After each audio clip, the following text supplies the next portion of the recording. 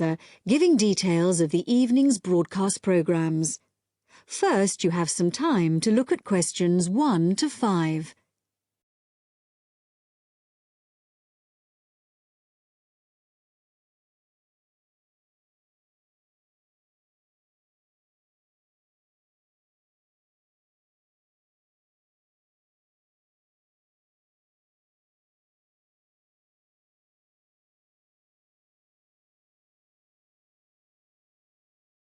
Now listen carefully and answer questions 1 to 5.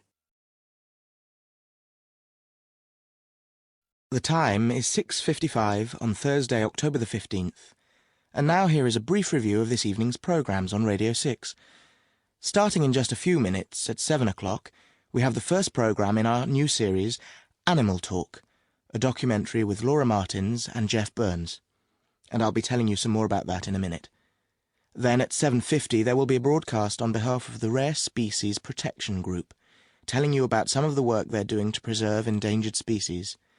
This will be followed at 8 o'clock by today's episode of Park Square, our drama series following the fortunes of a close-knit community in North London, in which Sunita begins to wonder if Carl has been telling her the truth, and Carl gets into trouble when a private email is read by the wrong person. At 8:30 we have our phone-in programme, What's Your View? Today's topic is the impact of the media, and you are invited to call in with your own views and questions on this topic. If you have a question for the panel, the number to call is 0207 815 4222.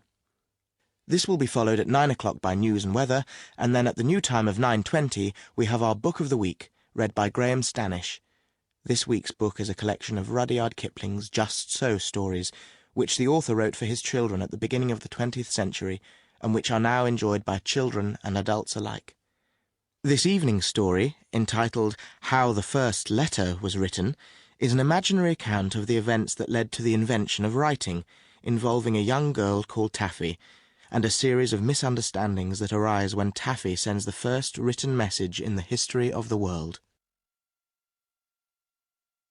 Before you hear the rest of the talk, you have some time to look at questions 6 to 10.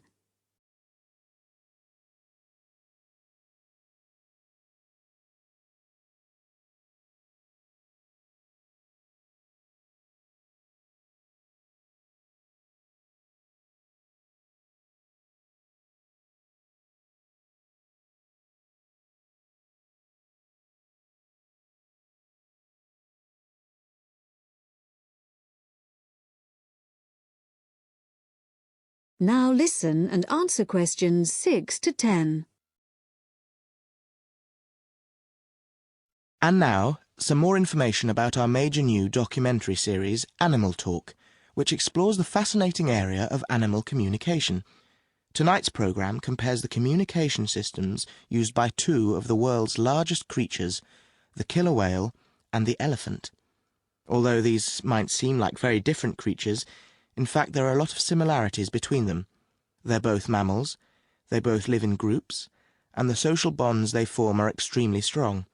For example, when a new elephant is born, the others in the group will all gather round to greet it. They also live for a long time, like humans, and their brains are very large, which means that there may be room for something in there that allows them to process some type of language. In the programme, Laura Martins, who has spent many years studying the communication systems of whales, describes how although whales do have very good sight, like humans they mostly use sound to communicate. In the case of whales, this is because this travels well in water, where visibility may be limited. In the programme, you'll hear underwater recordings of the whale calls, but what we don't know yet is whether the whales are talking to one another, or whether the sounds are just to allow them to identify one another. Also speaking on the programme is Dr. Jeff Burns, who has made a special study of elephant communication.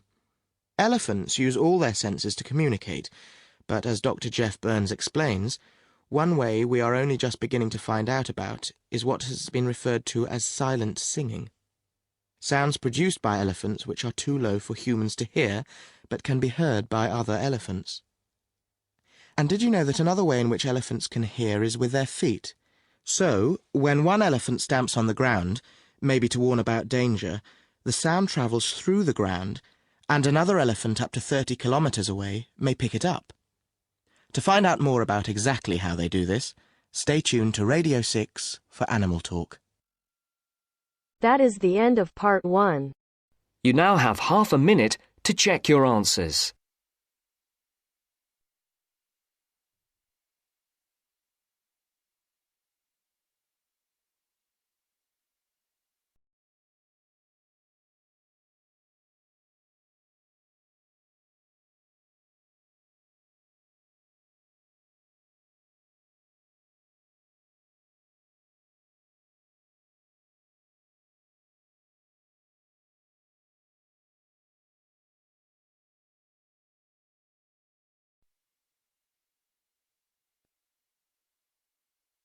Now turns to part 2.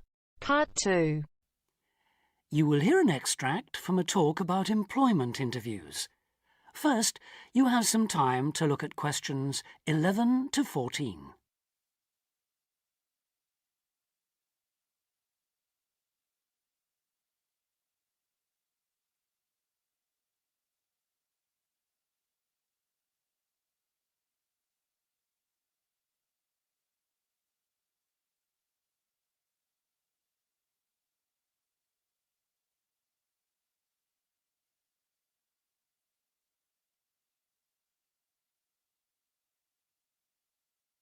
Now listen carefully and answer questions 11 to 14.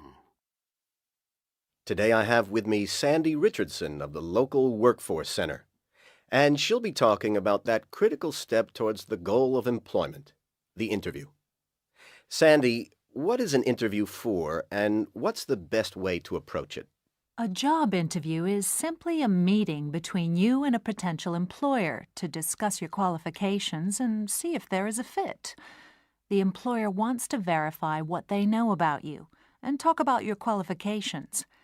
If you have been called for an interview, you can assume that the employer is interested in you. The employer has a need that you may be able to meet, so it's your goal to identify that need and convince the employer that you're the one for the job. As everyone knows, interviews can be stressful, but when you're well prepared, there's no reason to panic. Preparation is the key to success in a job search, and you can begin by collecting together all the documents you may need for the interview, such as extra copies of your resume, lists of references, and letters of recommendation. You could also take some work samples, selecting from what you have designed, drawn, or written, for instance. And make sure you have a pen and pad of paper for taking notes. The next step is to find out about the post. The more you know about the job, the employer, and the industry, the better prepared you will be to target your qualifications. Always request a job description from the employer and research employer profiles at the Chamber of Commerce or local library. You could also try to network with people who work for the company or with employees of companies associated with it. The next step is to match your qualifications to the requirements of the job. A good approach is to write out your qualifications along with the job requirements. Think about some standard interview questions and how you might respond. Most questions are designed to find out more about you, your qualifications, or to test your reactions in a given situation. If you don't have any experience or skills in a required area, think about how you might compensate for those deficiencies. Before you hear the rest of the talk, you have some time to look at questions 15 to 20.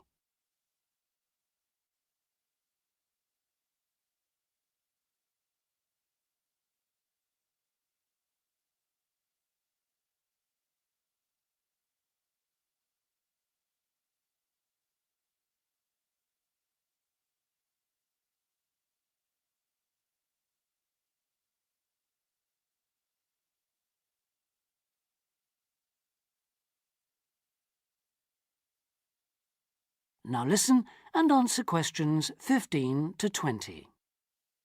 During an interview, it's important that you be yourself.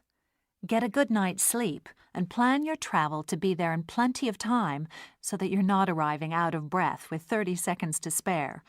Don't, though, present yourself for the interview too early, 10 minutes at most. In the interview, listen carefully to each question asked. Take your time in responding and make sure your answers are positive. It's important to express a good attitude and show that you're willing to work, eager to learn, and are flexible. If you are unsure of a question, don't be afraid to ask for clarification. In fact, it's sometimes a good strategy to close a response with a question for the interviewer. In general, focus on your qualifications and look for opportunities to personalize the interview. Briefly answer questions with examples of how you responded in comparable situations, from either your life or previous job experiences. Something you should avoid are yes or no responses to questions, but don't dwell too long on non-job related topics. Use caution if you are questioned about your salary requirements. The best strategy is to avoid the question until you have been offered a job. Questions about salary asked before there is a job offer are usually screening questions that may eliminate you from consideration, so be warned. On the other hand, it isn't inappropriate to show your enthusiasm if your first impressions of the interview and of the employer are good ones. So, if the job sounds like what you are looking for, say so. Keep in mind that the interview is not over when you are asked if you have any questions. Come prepared to ask a couple of specific questions that again show your knowledge and interest in the job. Close the interview in the same friendly, positive manner in which you started. When the interview is over, leave promptly. Don't overstay your time. Think about the interview and learn from the experience. Evaluate the success and failures.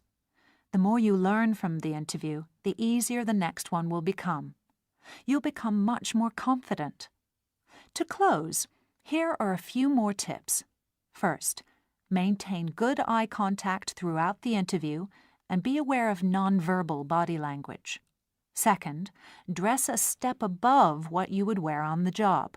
Go to the hairdressers, have a shave, etc. Remember that your appearance is a key indicator of whether you have the right attitude, so it can pay to give some thought to how you look. And finally, don't be a clock watcher. That is the end of part 2. You now have half a minute to check your answers.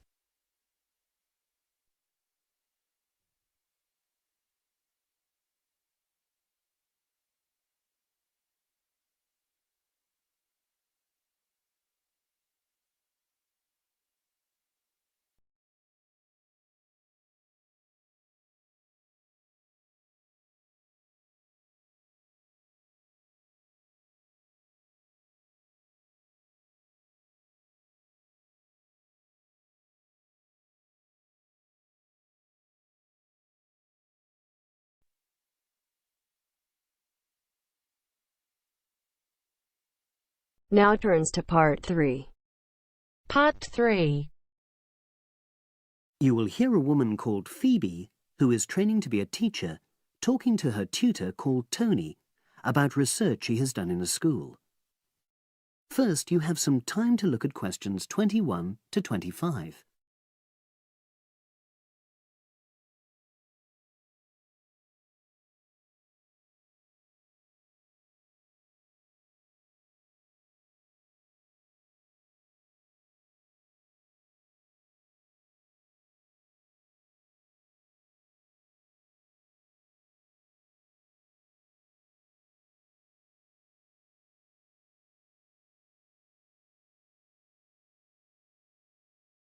Now listen and answer questions 21 to 25. So, how did you get on with your school-based research, Phoebe? Well, it was exhausting, but really valuable. Good. What was the specific focus you chose?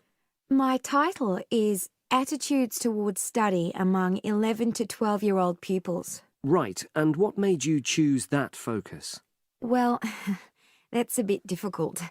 Lots of my classmates decided on their focus really early on, mainly on the basis of what they thought would help in their future career, in their first year's teaching.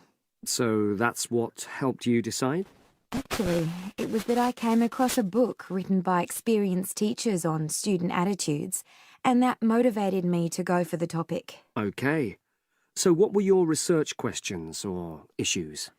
Well, I wanted to look at the ways students responded to different teachers, particularly focusing on whether very strict teachers made teenagers less motivated. And from your research, did you find that was true? No, not from what I saw, from my 5 days observation, talking to people and so forth. OK.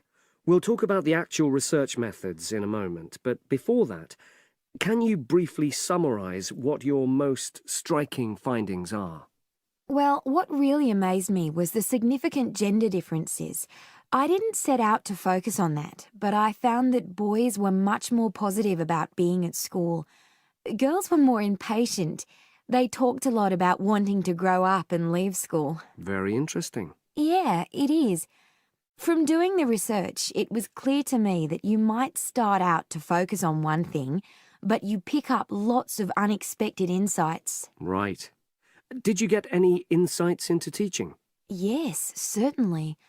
I was doing a lot of observations of the way kids with very different abilities collaborate on certain tasks. Help each other. And I began to realise that the lessons were developing in really unexpected ways. So what conclusion do you draw from that? Well, I know it's necessary for teachers to prepare lessons carefully, but it's great if they also allow lessons to go their own ways. Good point. Now, I'm really pleased to see you doing this. Analysing and drawing conclusions based on data. But surely this isn't proper data. Because it's derived from such small-scale research. Well, as long as you don't make grand claims for your findings, this data is entirely valid. I like the way you're already stepping back from the experience and thinking about what you've learned about research. Well done. But I know I could have done it better. As you become more experienced, you'll find ways to reduce the risk of difficulties. OK. Now you have some time to look at questions 26 to 30.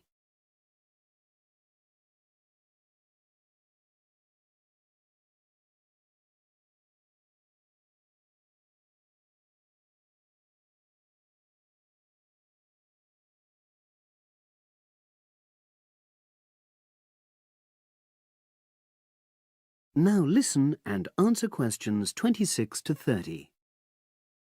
So, let's look in more detail at how you gathered your data. Let's start with lesson observation. Well, it generally went quite smoothly. I chose my focus and designed my checklist. Then teachers allowed me into their classes without any problems, which surprised me. It was afterwards that the grueling work started. Yeah, it's very time-consuming, isn't it? Making sense of analysing your observation notes. Absolutely. Much more so than interview data, for example. That was relatively easy to process, though I wanted to make sure I used a high-quality recorder to make transcription easier. And I had to wait until one became available. Right. And did you interview some kids as well? In the end, yes. I talked to 10, and they were great. I'd imagined I'd be bored listening to them, but... So it was easy to concentrate? Sure.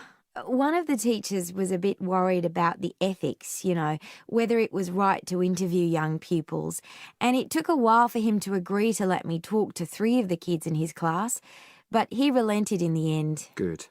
What other methods did you use? I experimented with questionnaires, but I really regret that now. I decided to share the work with another student, but we had such different agendas it ended up taking twice as long. That's a shame. It might be worth you reflecting on ways you might improve on that for future projects. You're right, yeah. OK. And the other thing I did was stills photography. I didn't take as many pictures as I'd hoped to. Lack of time? It's pretty easy just snapping away, but I wanted each snap to have a purpose, that would contribute to my research aims, and I found that difficult. Well, that's understandable, but remember...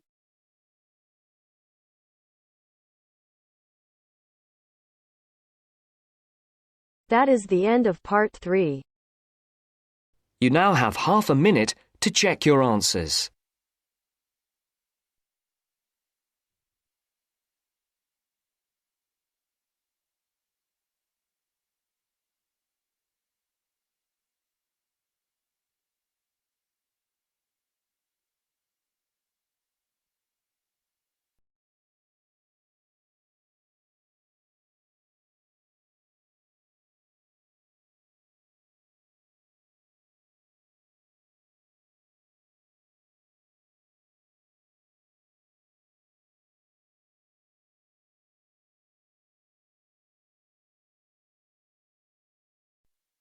Now turns to Part 4. Part 4. Now listen to the second part of the lecture. As you listen, complete the notes below. First, you have some time to look at questions 31 to 40.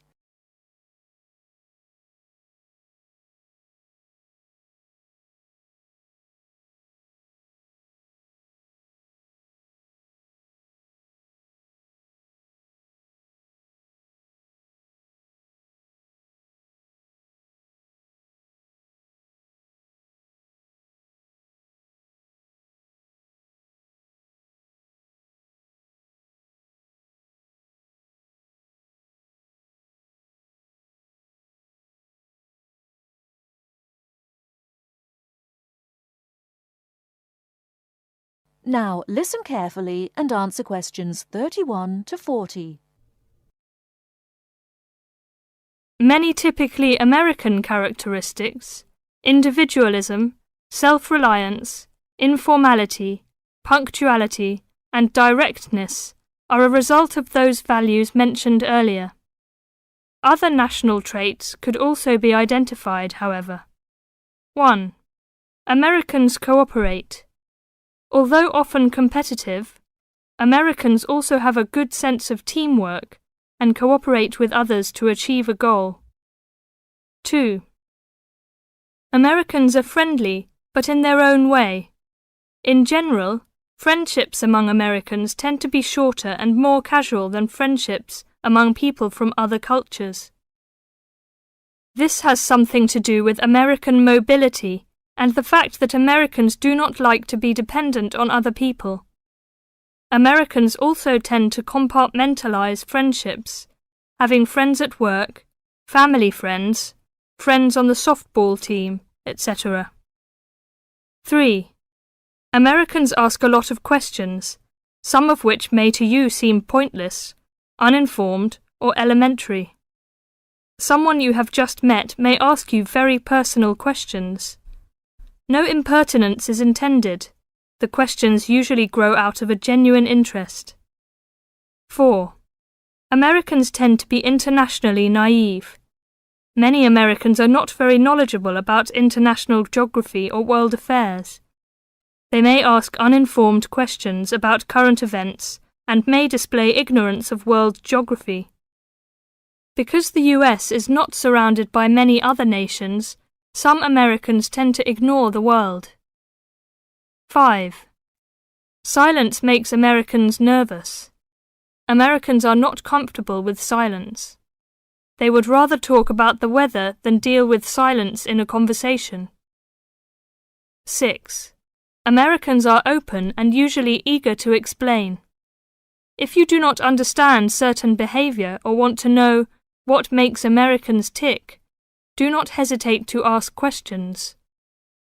Just as values and traits differ somewhat from one culture to another, so do the personal habits associated with good manners and courtesy. While very often there does not seem to be any particular reason why a particular way of doing something is considered good manners, observing these cultural rules will make Americans more comfortable with you, and therefore you with them. It is, of course, impossible to cover all the possibilities here. If you are unsure in a situation, just ask. Americans like to be helpful. 1. Queuing up or lining up is essential. Courtesy requires that you do not push from behind, stand next to the person being helped, or cut into a line. If you should accidentally bump someone, you should say, "Excuse me." 2. Americans blow their noses into a tissue. Spitting, clearing phlegm, or sniffing as from a cold are considered rude. 3. It is considered poor manners to slurp, chew noisily, or open your mouth while chewing. 4. Questions are seen as a good way of getting acquainted, but questions about a person's age, financial affairs, cost of clothing or personal belongings, religious affiliations and sex life are considered too personal for questioning, except between very close friends. 5. Men generally do not hold hands or link arms in public with other men. This is somewhat more acceptable between women and quite common between men and women. Now, a few words about personal safety. Unfortunately, in the US, one must be aware of crimes. It is wise to be especially careful until you are familiar with the community in which you live. Remember that good judgment and common sense can significantly reduce chances of having an unpleasant and perhaps harmful experience. Basic safety rules include the following. 1. Do not walk alone at night. 2. When you leave your room, apartment, or automobile, make sure that all doors are locked and all windows are secured. 3. Do not carry too much cash or wear jewellery of great value. 4. Never accept a ride from a stranger. Do not hitchhike and do not pick up hitchhikers. 5. Be careful of purses and wallets, especially in crowded metropolitan areas where there may be purse snatchers and pickpockets. 6. If a robber threatens you, at home or on the street, try not to resist unless you feel that your life is in danger and you must fight or run away. Give up your valuables as calmly as you can and observe as much as possible about the robber to tell the police when you report the crime. A final note. Keep an open mind. Don't judge what you see as right or wrong, but make it a challenge to try to understand the variety of American behaviours which you may observe. You certainly do not have to participate in something you disagree with, but you can try to understand it. This will help you build an attitude of intelligent and liberated respect for cultures, both your own and others. That is the end of part 4. You now have half a minute to check your answers. If you enjoy this content, please like and subscribe. After subscribing, please leave a comment below saying subscribed, and we will respond as soon as possible.